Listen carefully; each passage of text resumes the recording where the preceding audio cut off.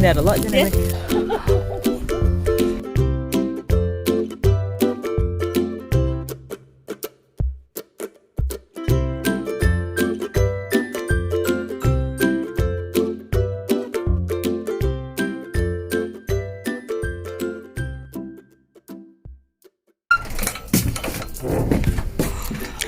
Good morning, Sweden, and welcome to my August vlog.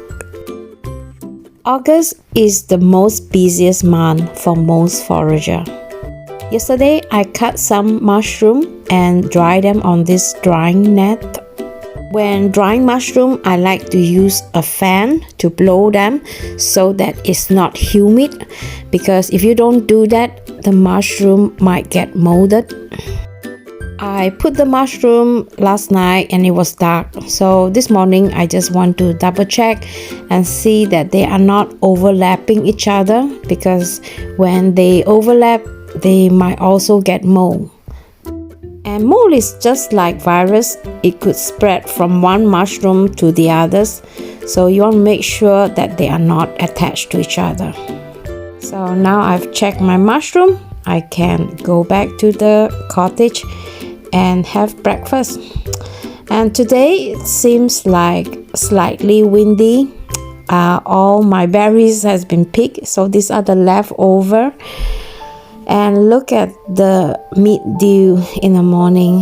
When you walk on the grass, you want to wear a boots, otherwise your feet will get wet.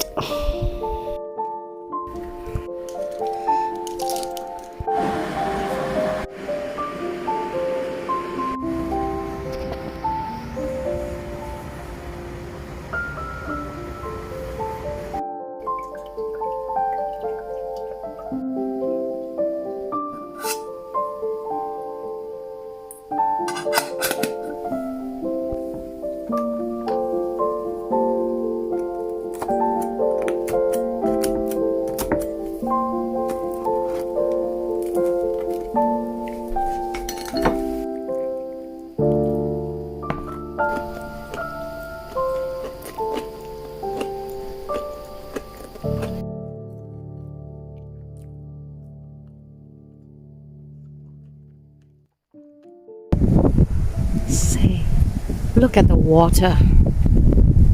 It's so low, the water. It's like I've never seen this before. We can see rocks. Usually it will come up to here, the water, but now it's just rock. And this really worried me, because I never seen a land there. Now I could see like a small island. I just hope that we are not losing the groundwater. This kind of weather is perfect if you want to go pick mushroom, because it is windy and it's not so hot. So I'm going to get ready and I'm going to meet my friends, and we're going to the forest to pick some chanterelle. And look what we have found, a forest full with chanterelle. And this is the most fun thing about picking mushroom. It's just like treasure hunting. And if you're lucky, you can find good spot, and it's often so rewarding. After 2 hours of picking, this was what we got. Almost 10 kilo of chanterelles. I usually remove the root when picking the mushroom, but because we got so many and didn't have time to do that, so I decided to do them at home instead. My girlfriend shared with me her tips on how to clean chanterelle effectively. In the past, I used to use a brush to clean them, but it is too time consuming, she thought. Because when you bring a mushroom home with the root on, usually it will contaminate the other mushroom, and the other mushroom will get dusty or sandy too. Here's what she suggested me to do. She suggested I wash my mushroom with plain flour. Unfortunately, I didn't have plain flour, so I tried using the potato flour. But somehow you also need to shake off some dirt from the mushroom in order for it to be completely clean.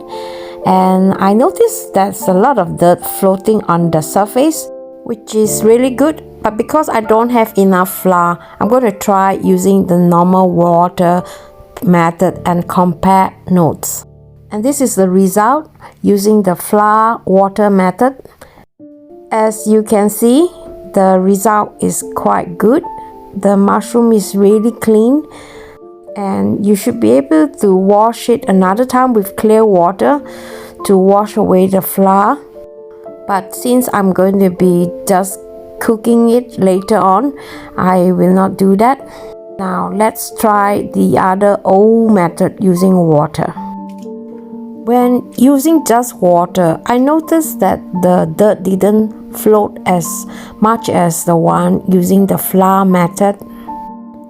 And I can't figure out why, because flour will actually make the water slightly heavier. Or could it be the flour will afloat the dirt to its surface? If you know the theory, I will be thrilled to hear from you. Let me know what is your theory in the comment. It will be very interesting to hear from you.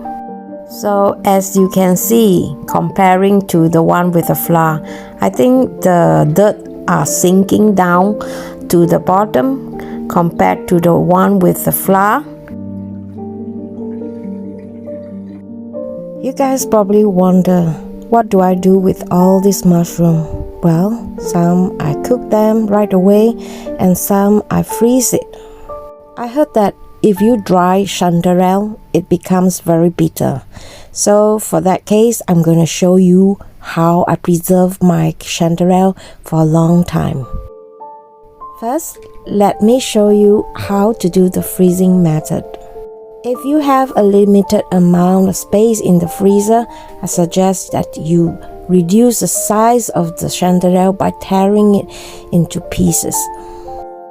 Then you want to put some butter and cook them with the lid on for at least 5 minutes in low heat. You'll notice there's lots of liquid coming up from the mushroom, and the size of the mushroom has reduced. Some people like to keep the liquid from the mushroom because there's a lot of nutrition in it. This mushroom contains a lot of vitamin D and lots of mineral. If you buy them at the supermarket, it costs around 150 to 200 kroner per kilo. Sweet, they love these mushrooms because they like the flavors and the color, and it can be used in many Swedish recipes. So now I'm going to show you one very classic mushroom soup. Of course, the Swedish style. On a frying pan, fry some yellow onion with some salt. And when they are soft, add the mushrooms. Season the mushroom with white or black pepper. At this point, I like to add the flour. You can either use corn flour or plain flour. I find that with corn flour, it gives the soup a smoother texture. Now, you want to fry this for just a few seconds before you put them in the food processor. I find that it's easier to smoothen the mushroom at this point. You can add the creme fraiche at this point if you like, otherwise you can do that later. Then continue to mix it until it becomes a really smooth texture. Return the mixture to the pan and add some milk or liquid. You can stop at this point or, like me, add some more flavorings. In this case, I add curry powder. And you don't really need a lot, just 1 or 2 teaspoons will do. And voila, this is my chanterelle soup with curry flavors. And usually I serve this with a toast. Really good, no? Yes. LG, he hates mushroom, but nowadays he can easily accept it. And in fact, it comes to a point that he really loves this soup. So if you are like his type, try this. Maybe you will change your mind. Recently, I taught my daughter how to forage mushroom, and she was really proud. She found all this mushroom by herself. Being a mom, I find that it is my responsibility how to educate my children to live a self-reliance or self-sustainable lifestyle. So since she's a student now and she's don't earn so much money, I thought, this could be a good food resource for her. And she loves pasta, and this will be a really good ingredients for making pasta. So she's going to pack these and freeze them and bring them with her to the campus where she could have at least 9 meals altogether. And I'm really glad that she sees this as a potential food resources. And this is how I made my pasta. Just some fresh pasta, and I fried some onions and the chanterelle, and then I top it up with some cheese from this region. If you were to eat this dish at the restaurant, it would easily cost you 200 kroner. When making this at home, it costs not more than 40 crown. It's the last Saturday in August. It's also the evening where we celebrate Siesta. It means cabin last night. This is a time where people move out of their cabin back to their home. But for us, we're going to stay here a little longer. So we are not yet preparing winter. So today, I'm going to show you how I celebrate this day. And I have my friends here. Her daughter, Desiree, is celebrating this evening with us. So we took her with a boat, and we are going over to one of our neighbors, and we're going to celebrate this night with her.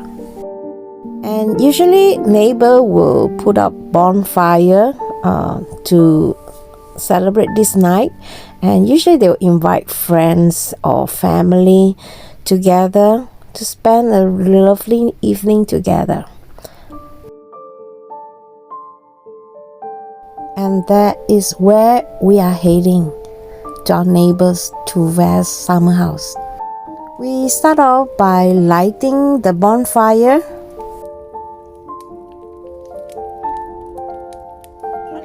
And Desiree, she was really glad that she came visit us and spend this night together. And this is a very unique experience, I would say.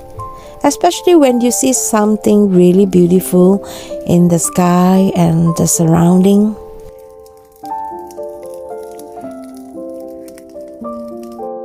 And usually we like to light this kind of light called masala. This will give this night a very, very cozy effect. And look at all the neighbors, they are doing the same.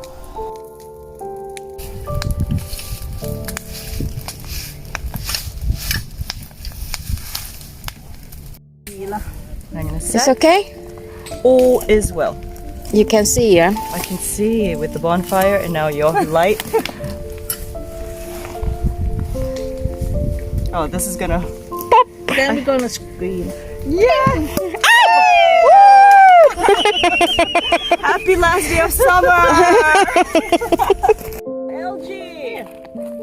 LG makes fire! Men make Desiree, fire! sit on that one. Oh, thank you. Now we're drinking champagne.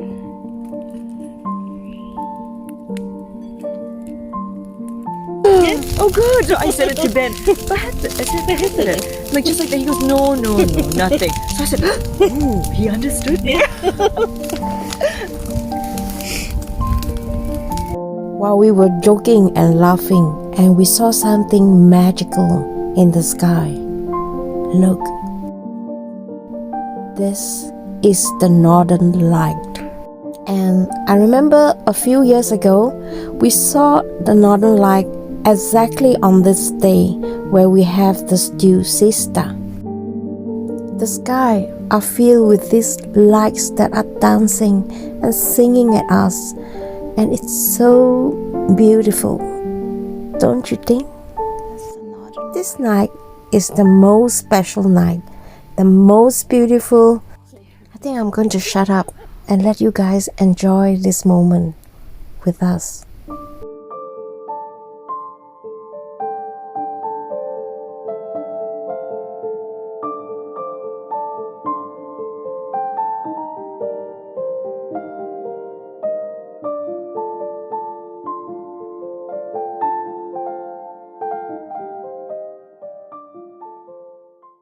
It's the end of August and it's also time to harvest Aronia berries. You can easily find Aronia berries in some park. Aronia berries has a lot of health benefits. I heard it can prevent colon cancer, breast cancer, and it's also good for those who have diabetes, high blood pressure, and low immune system. You can either make them into lemonade or tea. And I'm going to show you how to make them both ways. First, we need to wash the berries.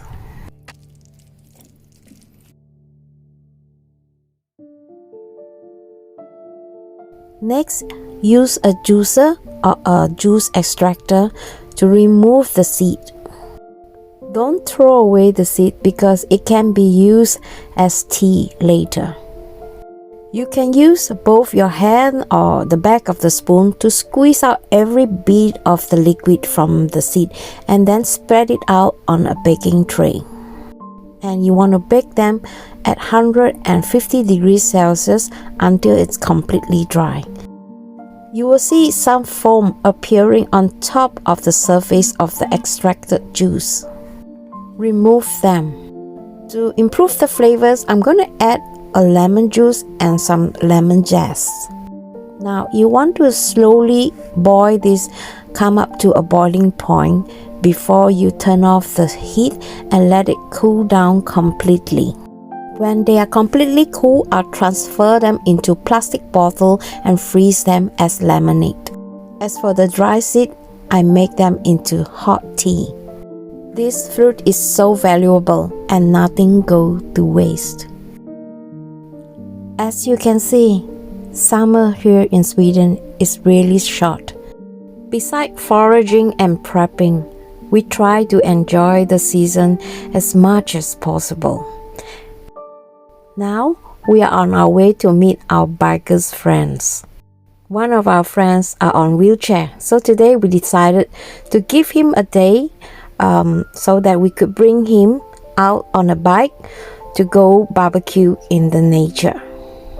We call this his day Matti Dagen. And his name, of course, is Matti, and he's from Finland. Every weekend, we try to organize something so that we could do together. For example, like having a barbecue. Here, you'll meet friends of all walks of life. If you move to Sweden and find very difficult to find friends, maybe you should join a biker groups. This is an easier way to know more people. When there are a common interest, conversation are much easier. Har du fått någon korv? Ja. Jättegott. August to me is one of the most intensive months. I find that it's very difficult to have a good rest because I've been foraging so much and there's been so many events and activities going on. So please forgive me if I haven't keep you guys updated lately on my videos. If you're new here, don't forget to check out my other video I include in this playlist below. Have a great weekend. I'll see you in my next. Bye bye.